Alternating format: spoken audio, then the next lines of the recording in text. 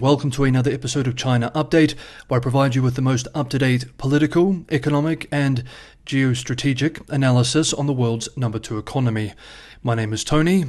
Let's jump in. Okay, happy Friday everybody. I trust you've had a productive week and have a restful weekend ahead. Yesterday, Thursday, Hong Kong police announced a 1 million Hong Kong dollars, $128,000 bounties on another 5 so-called fugitive opposition figures accused of violating the national security law of the Special Administrative Region.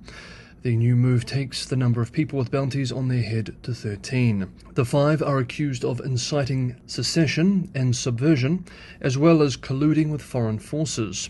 At a press conference where the bounties were announced, National Security Department Chief Superintendent Lee Kwai-wah expressed, quote, "They sold their country and Hong Kong and neglected Hong Kong's interests. The National Security Department will pursue them until the end."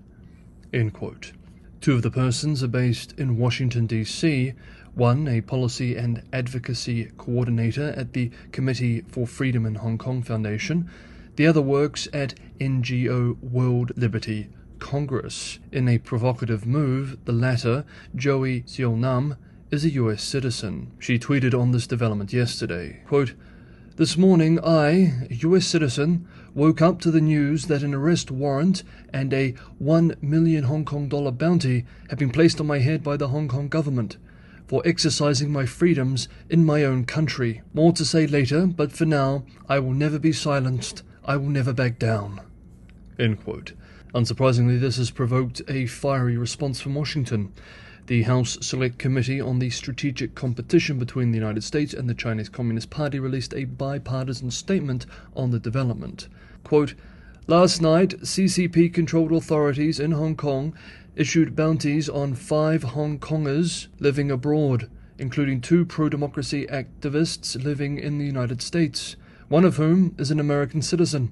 This confirms what investigations by the Select Committee have repeatedly revealed, and what the testimony of Anna Kwok and Jinrei Zhang corroborated yesterday. CCP-controlled Hong Kong authorities' effort through intimidation and harassment to persecute U.S. citizens and residents engaging in peaceful political activism in the United States is unacceptable. Congress needs to take urgent action to address the CCP's transnational repression, and the administration must immediately sanction the CCP and Hong Kong officials responsible for the imposition of these bounties." End quote. Meanwhile, this coming Monday will begin the trial of media mogul and outspoken pro-democracy advocate Jimmy Lai on charges of conspiracy to collude with foreign forces. Back in 2021, Lai was sentenced to 13 months in jail after being convicted for inciting others to take part in a banned 2020 Tiananmen Square massacre commemoration in Hong Kong. Back in September, U.S. lawmaker Jamie Raskin told Congress that he was working with the Tom Lantos Human Rights Commission to declare Jimmy Lai a congressionally recognized prisoner of conscience. Lai, a 76-year-old and British citizen, has been in prison for almost 3 years already. If he is found guilty, as expected, he faces a maximum penalty of life in prison. Speaking to media this week, Lai's son, Sebastian, who resides in Taipei, expressed, quote, "He has given up everything he has for the idea of democracy." End quote. Next up, yesterday, Thursday, China's 2 most expensive housing markets, Beijing and Shanghai, unveiled a further relaxation of home buying policies, including a lower down payment ratio and yet another effort to boost China's sick property market. Since 2005, Beijing and Shanghai set different down payment ratios and transaction taxes for ordinary houses and luxury houses based on the home size and selling price. State media reports that according to the notice released by several Beijing municipal government agencies, the lowest down payment ratio for first-time home buyers was reduced to 30% from 35% for regular home purchases and 40% for commercial home purchases previously. The required down payment ratio for second home buyers was cut to 50% in urban areas and 40% in non-urban areas, from 60% for regular home purchases and 80% for commercial home purchases. In addition, the maximum mortgage loan term was extended to 30 years from 25 years, which was imposed as part of restrictions put in place previously to tame the often overheated housing market. The relaxed policy will also lower taxes for selling homes. The two cities have also scrapped the price cap for ordinary homes and raised the floor area threshold for them from 140 square meters to 144 square meters, effectively allowing more houses to qualify for lower down payment. Chinese financial media outlet Yitai reporting on the news rights today, quote, "Since August, China rolled out a series of policies to revive the housing market. Such measures boosted September home sales, but the effect was short-lived. The fall in China's home prices in October was the steepest in 8 years, signaling the property slump is worsening despite government efforts to revive demand." End quote. Loosening these restrictions in the highly speculative hot markets of Beijing and Shanghai is big news, and tells us much about how concerned authorities still are about the ongoing property crisis.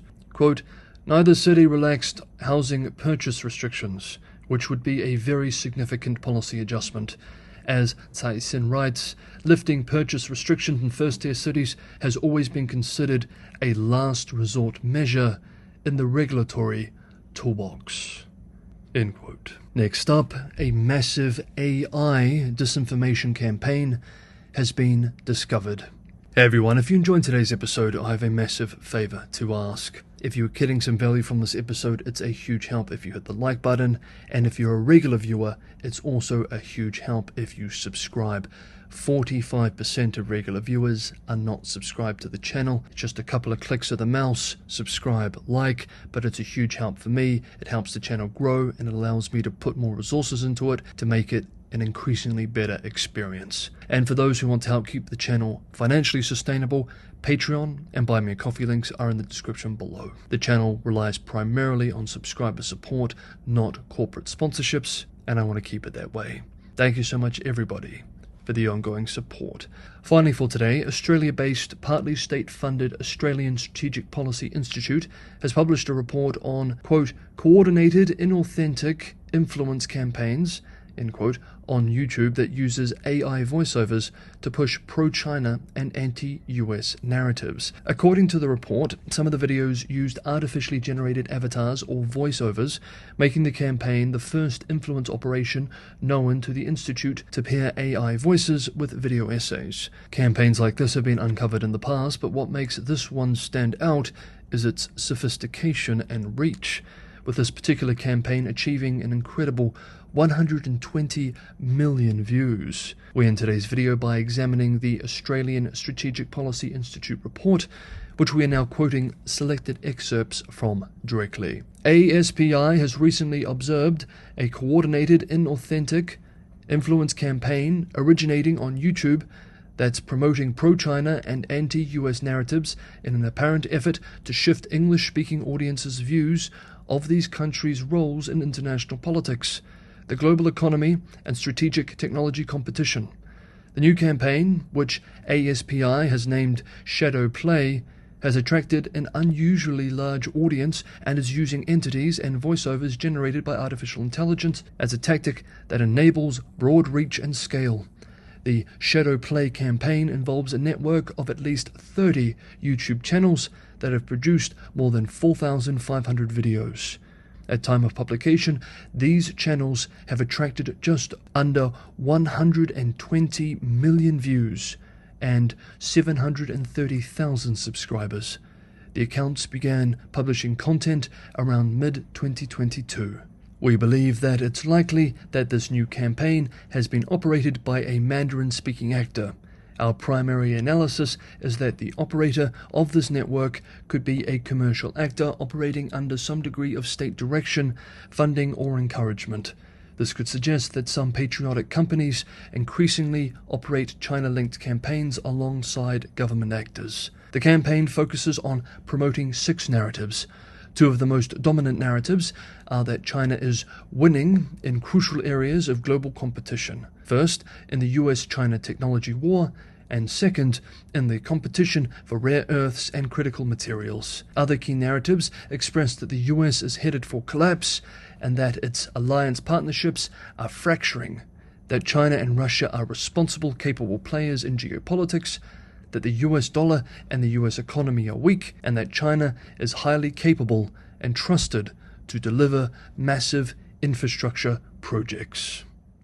Here ends the direct quote in today's episode of China Update. Thank you so much everybody for watching, have a good Friday, and I will see you all tomorrow.